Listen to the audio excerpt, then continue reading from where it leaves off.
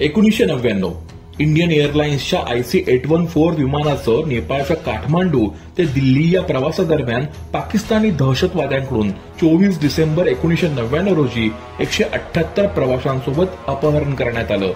दिल्लीऐवजी या विमानाला अमृतसर, लाहोर, दुबई मार्गे अफगाणिस्तानच्या कंदाहार येथे उतरवण्यात आलं. परंतु विमानात अडकलेल्या 178 प्रवाशांना वाटाघाटी करून सोडवण्यात तत्कालीन सरकार अपयशी ठरलं. अर्थात ते तत्कालीन सरकार म्हणजे भाजपचं सरकार. यावेळी दहशतवाद्यांच्या मागणीनुसार भाजप सरकारकडून 3 दहशतवाद्यांना सोडून देण्यात आलं. परंतु भाजपचा हा एक निर्णय पुढील अनेक वर्षांसाठी काळा काळ ठरला. भाजपकडून ज्या 3 दहशतवाद्यांना सोडून देण्यात आलं त्यापैकी एक म्हणजे मौलाना मसूद अझहर हा क्रूर दहशतवादी, ज्याने पुढे जाऊन अतिशय विध्वंसक अशी जैश-ए-मोहम्मद या दहशतवादी संघटनेची स्थापना केली. ज्या संघटनेनं पुढे देशाच्या सुरक्षिततेला तडा पोहोचवण्याचं काम केलं. ज्या संघटनेनं अनेक भारत मातेचे पुत्र हिरावून घेतले. 13 डिसेंबर 2001 रोजी जैश-ए-मोहम्मदच्या 5 दहशतवाद्यांनी देशाचं सर्वोच्च सभागृह मानल्या जाणाऱ्या अशा थेट संसदेच्या आवारातच घुसखोरी करून संसदेवर हल्ला केला. तेव्हाचं सरकारही होतं ते भाजपचंच. या हल्ल्यात 6 दिल्ली पोलिसांचा, 2 संसदेच्या सुरक्षा रक्षकांचा आणि 1 माळी कामगाराचा नाहक जीव गेला. नोव्हेंबर 2001 मध्ये जैश-ए-मोहम्मदकडून श्रीनगर, जम्मू काश्मीरच्या विधानसभेवर असाच हल्ला करण्यात आला, ज्यात 38 लोक मारले गेले. 26 नोव्हेंबर 2008 साली देशाच्या आर्थिक राजधानी मुंबईवर दहशतवादी हल्ला करण्यात आला, ज्यामध्ये जैश-ए-मोहम्मदचाही समावेश होता. डेव्हिड हेडली याने पाकिस्तानात असताना जैश-ए-मोहम्मदचा म्होरक्या मसूद अझहर याच्या धार्मिक व भारतविरोधी भाषणाने प्रभावित होऊनच लष्कर-ए-तैयबाच्या दहशतवाद्यांना मुंबई हल्ल्यासाठी मदत केली.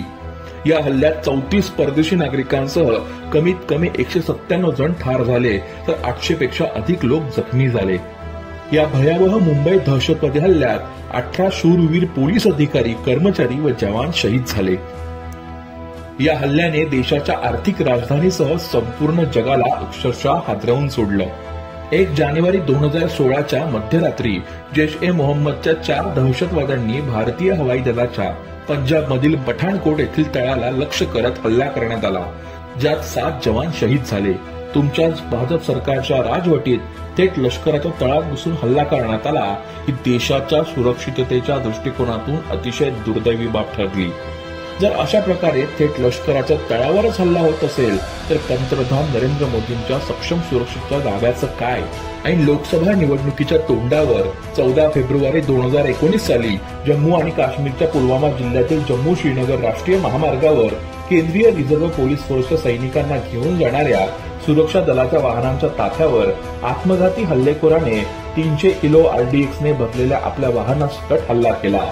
यात केंद्रीय राखीव दलातील सुमारे 40 सैनिकांचा घटनास्थळीच मृत्यू झाला. या काफिल्यात सुमारे 78 वाहने व सुमारे 2500 पेक्षा जास्त सैनिक होते. दुर्दैवाची बाब म्हणजे अशा प्रकारच्या हल्ल्याची पूर्वकल्पना तत्कालीन राज्यपाल सत्यपाल मलिक यांनी मोदी सरकारला देऊनही कुठलीही ठोस पावलं मोदी सरकारकडून उचलण्यात आली नाहीत. तसेच इतक्या मोठ्या पोलीस फोर्सला घेऊन जाण्यासाठी चॉपर्सचे विमानाची आवश्यकता होती, मात्र ही सुविधा पुरवण्यात आली नाही.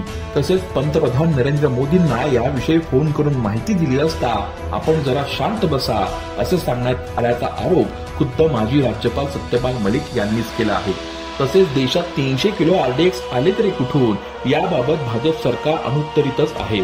1999च्या भाजप सरकारने हायजॅक प्रकरणात दहशतवाद्यांच्या मागणीनुसार सोडून दिलेला दुसरा दहशतवादी अहमद ओमार शेख हा जैश-ए-मोहम्मद सोबतच अल-कायदाशी सुद्धा संबंधित होता, जी संघटना जगभरातील दहशतवादी कारवायांमध्ये सहभागी आहे. तर सोडून देण्यात आलेला तिसरा दहशतवादी मुश्ताक अहमद झरगर हा अद्यापही पाकिस्तानमध्ये राहतोय. स्वतःला विश्वगुरू म्हणून घेणारे मोदी सरकार जागतिक यंत्रणेच्या माध्यमातून दहशतवादी अहमद झरगर विरोधात कुठलीच पावलं उचलत नाहीत.